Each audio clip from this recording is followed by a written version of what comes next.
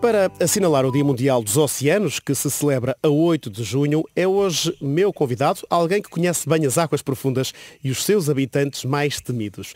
João Correia é biólogo marinho, especialista em tubarões e tem uma empresa de captura de animais marinhos para aquários de todo o mundo. Olá João, bem-vindo, muito obrigado por estar connosco.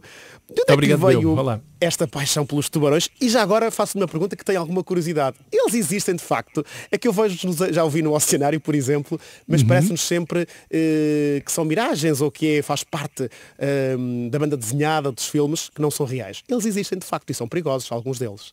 Claro que sim, e curiosamente a nossa costa, as águas portuguesas, exatamente, são um paraíso para quem gosta de tubarões. Não me diga. Eu há poucos dias estive ao largo de Sesimbra a marcar tintureiras, também chamado tubarão azul, e num espaço de 3 horas marcámos 11 animais. Mas eles são bonzinhos ou maus? Isto são bichos que só são perigosos para sardinhas, cavalas e lulas, que são a alimentação principal deles. Humanos tirando não, essa não é? bicharada, estamos à vontade. Mas como é que lhe nasceu esta paixão pelos tubarões? Eu penso que tem a ver com o filme, não é? Do Spielberg. É verdade. Eu sempre adorei bicharada. Eu confesso que desde miúdo que devorava aqueles documentários nos tempos em que tínhamos um canal e meio, não é? Tínhamos a RTP1 e a RTP2 com meia emissão. Eu devorava tudo o que tinha a ver com animais. A ver se é vida selvagem, não é? Presumo. Isso, exatamente. E depois, quando vi o filme, o Tubarão, o Jaws, fiquei completamente alucinado, mas no bom sentido. Adorei particularmente o cientista, o Mr. Hooper, o tipo de óculos que percebia de tubarões. E eu decidi rapidamente que era aquilo que eu queria fazer quando fosse grande, era ser cientista e trabalhar com tubarões. Aliás, o João estudou Biologia Marinha na Universidade do Algarve, precisamente com este objetivo já em mente de trabalhar um dia mais tarde com os tubarões. O primeiro contacto mais direto que teve com tubarões foi nas Bahamas, isto é verdade? Exatamente. Eu quando comecei a estudar, logo no primeiro ano, comecei a ir para a biblioteca, a ler artigos, ler papers, não é, científicos, e a ver o que é que cientistas do mundo inteiro andavam a fazer com tubarões. E era um mundo completamente extraordinário e fascinante.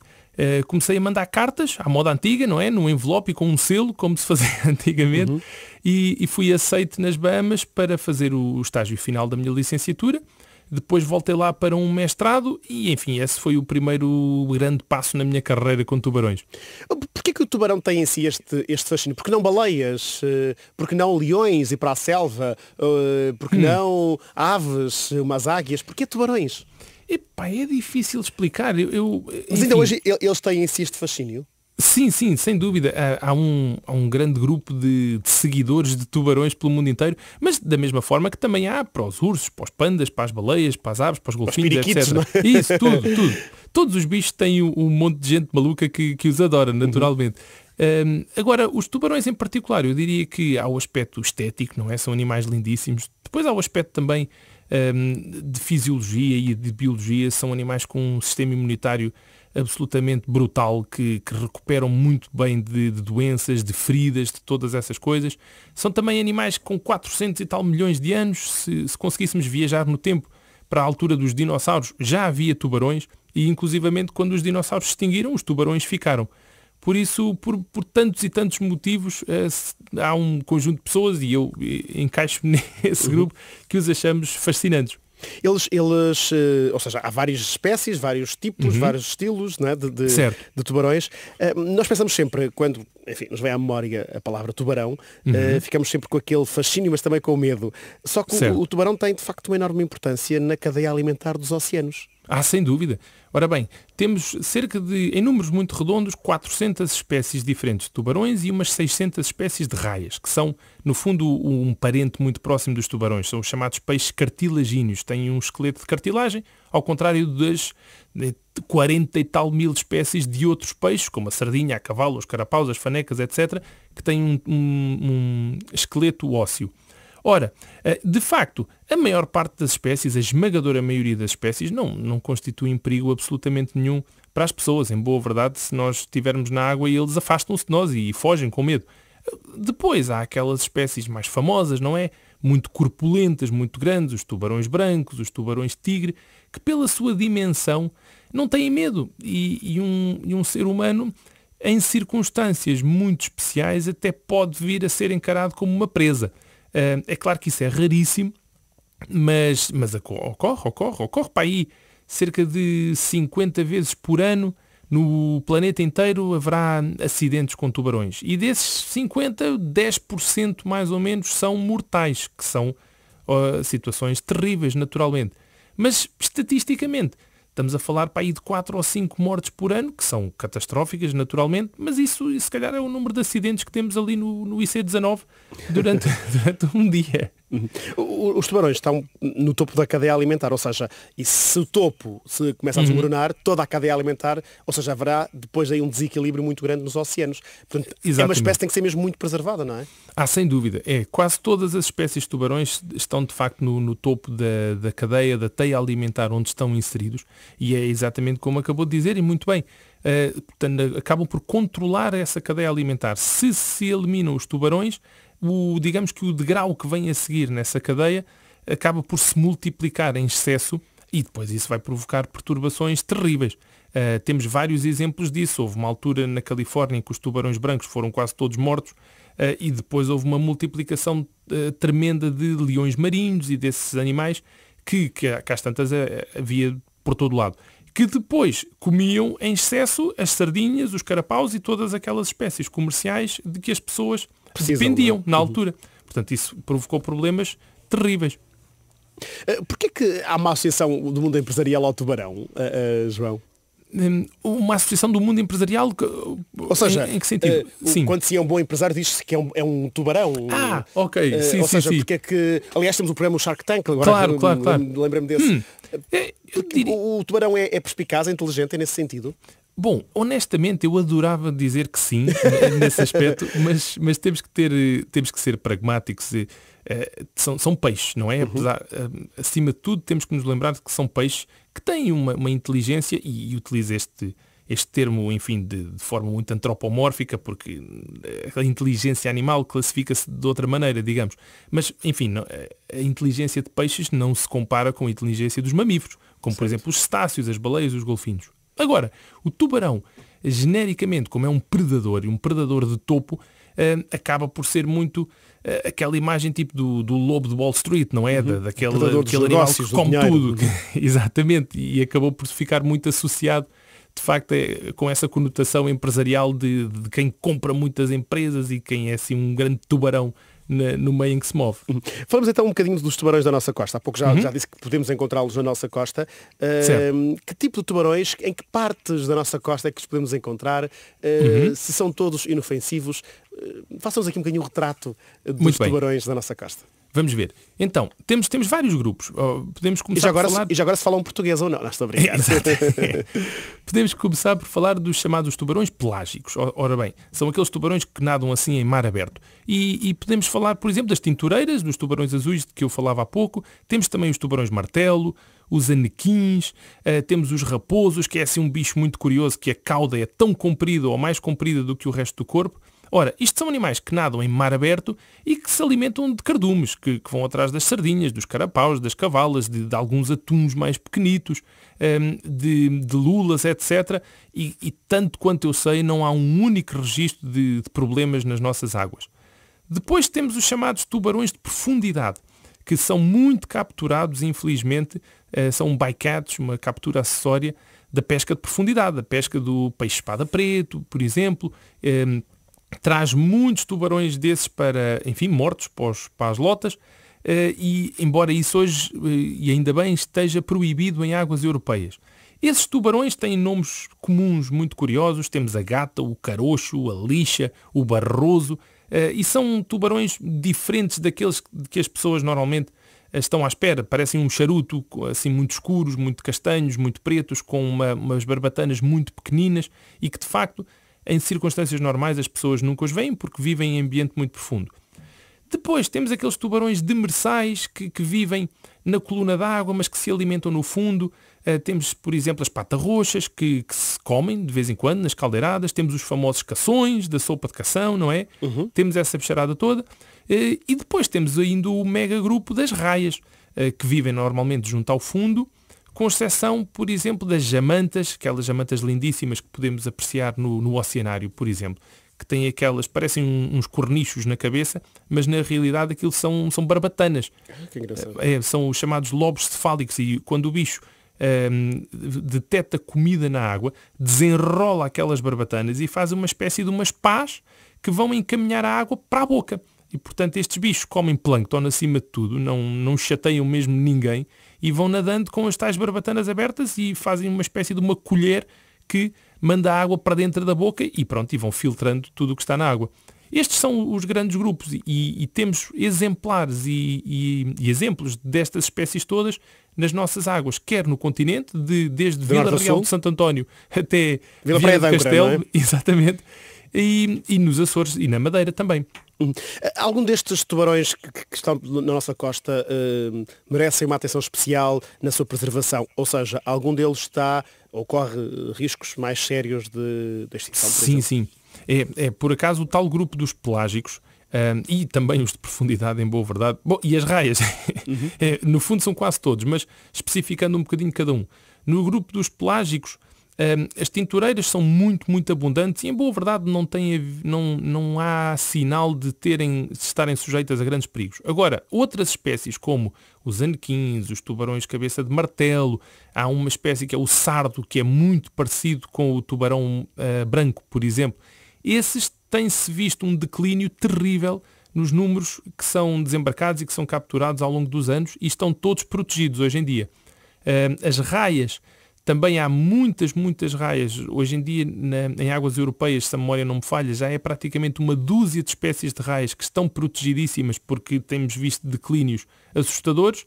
E os tubarões de profundidade, todos eles estão protegidos em águas europeias, porque também se começou a notar ao longo de 20, 30 anos de captura muito intensa. E captura acidental, ainda por cima, não era dirigida, os bichos eram capturados acidentalmente enquanto se capturavam as sardinhas, por exemplo, não é? É mais os bichos de fundo, como lá está o tal peixe-espada preto, e essas capturas mais de fundo apanhavam muitos desses bichos de profundidade que tiveram que ser todos protegidos. Nós estamos agora na época balnear, temos tido até alguns dias com imenso calor, as pessoas vão até à praia, algumas pessoas estão a pensar, bem, se eles estão na nossa costa, podem nos atacar. Já voltamos a recordar que o João já disse que eles são inofensivos, aliás, alguns deles têm até mais medo de nós do que nós deles, não é? Sem dúvida. Mas podemos dizer, eles cada vez mais aproximam-se da costa, por exemplo, ou ainda estão lá distantes no meio do oceano? Bom, as tais espécies pelágicas de facto não se aproximam muito da costa porque, como andam atrás de cardumes... é mais difícil, não é? Encontrá-los na costa. Exatamente. As tais sardinhas, os carapaus, etc. É raro de facto aproximarem-se muito da costa. Agora, temos por exemplo animais planctívoros, como o tubarão frade, que é um bicho enorme, é a segunda maior espécie a seguir ao tubarão-baleia. E, por exemplo, ali no Parque da Arrábida, têm sido avistados com alguma frequência durante o verão, e é um bicho perfeitamente inofensivo, que anda ali de boca aberta a comer plâncton, e as pessoas, eu gosto de pensar pelo menos, que lentamente vão começando a perceber isso, e cada vez vemos mais vídeos no Facebook do pessoal, enfim, a gravar ali o tubarão, em vez de se atirarem todos para cima dele para o matar. Já não vemos isso. Como inimigo, não é? Isso, exatamente. Portanto, Diga. Sim. Não, eu ia falar do livro, o João está a lançar um livro chamado Tubarões Voadores, que na capa anuncia ter histórias insólitas e de superação. Quer levantar assim um bocadinho a ponta do véu sobre estas histórias? O que é que podemos encontrar neste livro? Claro que sim. Ora bem, eu sou biólogo marinho há muitos anos, mas tive de facto o privilégio e a sorte de trabalhar no oceanário durante mais de uma década e de apanhar aquela fase inicial antes da abertura. Ou seja, a construção, digamos, do oceanário. Exatamente. E eu era responsável com um conjunto de outras pessoas pela compra dos animais e pela captura e pelo transporte de vários pontos do mundo para o oceanário. Ora, foi aí precisamente que começou o hábito de, depois de cada missão, de cada transporte assim maluco, que tinham sempre muitas aventuras e 1 milhão de problemas, comecei a escrever essas aventuras todas. 20 e tal anos depois, dei por mim com 1000 e tal páginas de Word com histórias. Estava já feito o livro, basicamente. Exatamente, não é? foi juntar aquilo tudo e com a simpatia da Bertrand, e cá está o Tubarões Voadores, com muitas histórias macacas de capturas e transportes e milhões de problemas que tiveram que ser resolvidos assim na hora, não é? Qual assim a história mais carica? Uma, só se quiser dizer, qual se quiser. Claro. Deixe-me ver. Bom, por exemplo, posso contar que em outubro passado, fui buscar umas raias a Istambul e levá-las para Madrid, de caminhão. E só esse transporte, que era para durar 3 dias e acabou por demorar praticamente uma semana, foi um mar de problemas. Um suplício, não é? Posso dizer que levámos 24 horas para passar à alfândega de Istambul. A dada altura era eu, mais 2 colegas biólogos e os 2 motoristas do caminhão, portanto 5 malucos a dormirem na cabine do caminhão, todos enrolados uns nos outros porque não havia mais sítio para dormir. Depois levámos mais 24 horas para passar a fronteira, porque a burocracia turca, sem querer ser deselegante, é absolutamente horripilante. É burocrática, no fundo. É muito, muito. Eu nunca mais me queixo de burocracia portuguesa depois de ter passado por este calvário na Turquia. Portanto, esse transporte foi de facto um mar de problemas. Pronto, pensei que tinha tido mais alguns problemas pela frente até chegar a Madrid e já depois em Madrid. O João tem uma empresa, a Flying Sharks, Sim. que feita a tradução é Tubarões Voadores, que é de resto o nome do livro, certo? Exato. Que pesca com um objetivo muito especial. Ou seja, com que objetivo é que pescam estes tubarões? O que é que faz concretamente a empresa? E porque é que são tubarões voadores? Se eles seria o mais normal fossem tubarões nadadores. Isso, exatamente. Ora bem, são voadores porque na esmagadora maioria dos casos os animais que nós entregamos, ou seja, tubarões, raias e outros peixes e alguns invertebrados até, viajam quase sempre de avião, na maioria. É, exatamente. Não sabia, que engraçado. Ocasionalmente vão por estrada, vão de caminhão, mas o grosso do nosso negócio é de facto por avião. Ora, nós vendemos exclusivamente aquários, grandes aquários. Vocês não vendem ao setor privado, certo? Não vendemos. Ou seja, é só para instituições que sabem que vão tratar bem e no intuito sempre de preservar, não de exatamente. Comercialização, certo? Tal e qual. Isso é importante esclarecer também. Sem dúvida. Nós vendemos exclusivamente a grandes aquários e que tenham um bom e muito sólido departamento de conservação e um departamento de educação. Porque nós, naturalmente, que não me dá prazer particular tirar um animal selvagem da natureza e pô-lo em cativeiro, não é? Isso é uma coisa que é aborrecida, naturalmente. Mas, quando o fazemos para uma instituição de grande perfil, que recebe milhões e milhões de visitantes todos os anos e que passa uma mensagem importante de alerta ao público sobre os problemas que o mar enfrenta, a poluição, alterações climáticas, microplásticos, etc. Então, nós encaramos aquele reduzidíssimo número de animais como embaixadores e, no fundo, vão estar a ajudar o aquário a passar uma mensagem que ajuda a salvar, digamos, os bilhões de amigos que ficaram no mar. E encarando a coisa desta forma, consigo justificar perfeitamente que alguns destes, portanto, que um reduzido número de animais seja colocado em cativeiro, até para preservar a própria espécie, isso, não é? E estudá-la, não é? Exatamente. As condições em que estes animais são mantidos hoje em dia são absolutamente extraordinárias. Alguns deles provavelmente já não queriam voltar para o oceano. Sem dúvida. Provavelmente, depois tivessem vontade própria, não é? Exatamente. E temos que, não é um argumento que eu gosto de usar com frequência, mas se formos a pensar bem, é raro o desgraçado do peixe hoje em dia que consegue morrer de velho no mar, porque vai acabar num prato com azeite e umas batatas, provavelmente, ou vai acabar na barriga de outro peixe. Portanto, em boa verdade, um peixe que seja colocado num aquário grande e com excelentes condições, claro, acaba por ter uma vida santa e vai durar muito mais do que os amigos que ficaram no mar, que infelizmente são sujeitos a mortalidades terríveis. Vocês têm, digamos que bases operacionais, quer em Peniche, quer no Faial. Exatamente. Porque estas duas localidades? Ora, o Faial começou por ser a nossa sede logo no início da empresa, porque tivemos uma encomenda muito, muito grande para Istambul, precisamente, mas desta vez foi ao contrário, portanto foi levar para Istambul uma encomenda colossal de 3.000 e tal peixes que acabámos por colocar em 2 aviões cheios até à ponta, não cabia lá mais nada, e a maioria dos animais capturados para essa encomenda foram de facto capturados nos Açores, e isto levou a que a nossa sede operacional ficasse lá. Por outro lado... Também porque estão mesmo ali no meio do oceano, não é? Portanto, exatamente. E temos muitas espécies lindíssimas, não só de tubarões, mas também de outros peixes e invertebrados, etc. Por outro lado, eu já há muitos anos que dou também aulas na Escola Superior de Turismo e Tecnologia do Mar em Peniche, que faz parte do Instituto Politécnico de Leiria, e temos uma pequena base lá. Aliás, que começou pequena lá na escola com um tanquezito, que passou para 2, depois passou para 4, depois passou para 8 e agora já temos um armazém de 2 andares no Porto de Pesca de Peniche. A equipa é toda composta por antigos alunos meus, malta assim entusiasmada que durante as aulas começaram logo a melgar e a pedir, a implorar para trabalhar na Flying Sharks, e temos assim uma equipa muito boa onda lá em Peniche, numa instalação que de facto cresceu muito nos últimos anos. Eu imagino que seja preciso uma logística muito complicada para manter estes animais vivos num transporte, por exemplo, de milhares de quilómetros. Como é que se faz com que 3.000 e tal peixes, não é? Que foi o caso que mandou para Istambul dos Açores, uma boa parte capturados nos Açores. Como é que é a logística disto? Como é que isto é feito? Bom, é uma valente dor de cabeça. Presumo. Vamos ver. Ainda antes do transporte começar, há todo um calvário de papelada de licenças, quer de importação do país para onde vão, quer de exportação aqui de Portugal, certificados sanitários, etc. Portanto, há todo um conjunto de documentação que tem que ser tratado. Já após a captura, ou seja, exatamente. Fazem a captura no mar, ficam já em terra à espera de todo este processo, é isso? Exatamente. Aliás, ainda antes da captura há todo um processo de licenciamento, não é? Porque nós não qualquer um pode capturar, claro. Exatamente, não podemos ir para o meio do mar assim à maluca apanhar tudo o que nos apetece. A coisa tem que ser devidamente licenciada pelas agências governamentais apropriadas.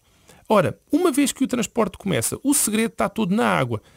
Se a água se mantiver de boa qualidade, os peixes vão estar bem. Assim, temos filtração, que começámos por trabalhar com filtração de 12 volts. Hoje em dia trabalhamos sempre a 220 volts. Temos umas maquinetas que convertem os 12 ou os 24 volts dos nossos veículos para 220 e temos filtração dentro dos caminhões como se fosse um aquário. Vamos tratar da amónia, do oxigênio, do pH, da temperatura, e se esses parâmetros, estes 4 principalmente, estiverem bem controlados durante a viagem, muitas vezes com recurso a alguns pós mágicos que nós usamos, tipo uns pós para manterem o pH estável, uns pós para neutralizarem a amónia, que no fundo é o produto da excreção dos bichos, não é? Dos xixis dos bichos. E se a água estiver então dentro dos parâmetros aceitáveis, corre tudo bem. E, portanto, chegam ao destino sãos e salvos, não é? Depois de todo este caminho, que são vários dias e até pode chegar a meses, não é? Exatamente. Um dos problemas mais sérios e que muito se tem falado é o aquecimento global. Como é que, aliás, usa-se muito a expressão alterações climáticas, mas há já pessoas que dizem esta catástrofe climática para se mostrar o peso daquilo que está a acontecer, nomeadamente, por exemplo, aos nossos oceanos. Como é que estas alterações, como é que esta catástrofe climática tem afetado os tubarões e também o seu ecossistema? Ora bem, isso é uma excelente questão e a verdade é que temos visto muita coisa, mas ainda ninguém sabe muito bem no que é que isto vai dar. A verdade é essa. Está tudo aqui numa expectância tremenda porque não sabemos exatamente o que é que vai acontecer. Mas posso dar alguns exemplos. Por exemplo, o tubarão-baleia, que ocorre em águas açorianas já há muitos anos. Em 2007 foi avistado pela primeira vez em águas continentais portuguesas, nomeadamente em Olhão. Trabalhamos lá com uma empresa de pesca, a Tunipex, que opera uma armadilha gigante que está desenhada para apanhar atum principalmente e capturou um tubarão-baleia, que foi libertado naturalmente, mas na altura até fizemos uma publicação científica porque foi o primeiro registro de um tubarão-baleia em águas continentais europeias. Ora, e exemplos como estes, ou seja, de espécies que não ocorriam e que agora começam a ocorrer, têm-se multiplicado uns atrás dos outros. É claro, se tivermos em conta que cada espécie basicamente come outras espécies, isto arranca aqui uma bola de neve que ninguém sabe muito bem onde é que ela vai parar, porque se começam a entrar espécies que vão comer outras que já cá estão e depois eventualmente algumas que estão cá vão sair e vão para outras áreas, enfim, isto vai levar tudo uma volta que ninguém faz ideia de onde é que isto vai acabar. O João também é professor na Escola Superior de Turismo e Tecnologia do Mar, portanto trabalha com os jovens. Isso. E eu gostava de saber a sua opinião, se acha que os jovens estão cada vez mais despertos para estas questões ambientais e já agora, nomeadamente para esta questão do plástico. Muito se tem falado sobre plástico que se acumula nos oceanos. É um problema que, enfim, aparece todos os dias nas notícias. Sim. Se tem notado no seu trabalho estas modificações, quer nos ecossistemas, devido devido à acumulação de plástico, e se há muito plástico na costa portuguesa. Fala-nos também um bocadinho sobre esta consciencialização dos jovens para este problema e para a questão do plástico. Muito bem. Bom, sem dúvida que os jovens desta geração estão muito mais alertados para estes problemas do que nós estávamos. Eu lembro, entrei para a universidade em 1990 e eu creio que não se falava em plástico, ponto final. E agora é a palavra do dia. Há muita rapaziada nova a terminarem os seus cursos, a fazerem trabalhos científicos precisamente com a poluição, com os plásticos. Tenho um grande amigo meu que é até o atual presidente da Associação Tubarão Portuguesa, o Luís Alves, que está a fazer o doutoramento precisamente a identificar vários compostos, enfim, poluentes, em tecidos de tubarão. Ou seja, os tubarões acabam por ser indicadores do estado de saúde da água. Ora, isto é um doutoramento que há 10 ou 15 anos ninguém lhe passaria pela cabeça sequer estudar uma coisa destas. Exatamente. Por isso, respondendo à questão, de facto... Há muito plástico na costa portuguesa? Sim. Enfim, nós não temos aqueles problemas terríveis de que vemos nas redes sociais e na televisão, etc., daqueles vórtices como há no Pacífico e no Índico, etc. Isso, graças a Deus, não temos cá. Mas também porque temos a sorte de sermos uma costa virada para oeste e na latitude em que estamos, sofremos muito de um fenómeno que, neste caso... é-nos vantajoso, é muito benéfico, que é o chamado upwelling, ou o afloramento costeiro. Ou seja, a água tem uma tendência para se afastar da nossa costa, a água de superfície, e vem água do fundo, carregadinha de nutrientes e bem mais fria, que vem do fundo para a superfície. Ora, com este afastamento, temos a sorte de facto não haver muita acumulação de detritos na nossa costa, acabam por ser todos empurrados para alto mar. Portanto, quando as pessoas forem para a praia e sentirem que a água está fria, pensem que até é positivo, não é? E até sem dúvida. Por exemplo, exatamente. É curioso que quando a água está muito fria no verão, isso significa que no próximo ano ou no ano a seguir vai ser um excelente ano de sardinha, curiosamente. Isso eu não sabia. Porque isso significa que o tal afloramento costeiro, ao ocorrer no verão, vai dar oportunidade a essa água de aquecer um bocadito e de se preparar para quando for a desova da sardinha, que é basicamente no inverno, quando as larvas nascem, a água está preparada para as receber e, portanto, vai ser um ano extraordinário de sardinha no ano a seguir. Se, pelo contrário, o verão for quentíssimo e o tal afloramento acontecer no final, mesmo em cima do nascimento das larvas de sardinha, elas vão ser todas empurradas para alto mar com água geladíssima e vai ser um ano terrível de sardinha no ano a seguir. Portanto, parece-me que para o ano vai ser um ano mau de sardinha, porque este ano, ao que parece, vai ser um ano bem quente, não é? Isso, exatamente. Portanto, água morninha no verão é mau sinal para a sardinha no ano a seguir. Portanto, quem quer boa sardinha no ano seguinte, convém que façam um esforço e um sacrifício no ano anterior. Exatamente. Só para terminar, 8 de junho é o dia em que se celebra o Dia dos Oceanos. Pedi-lhe só uma mensagem para este dia.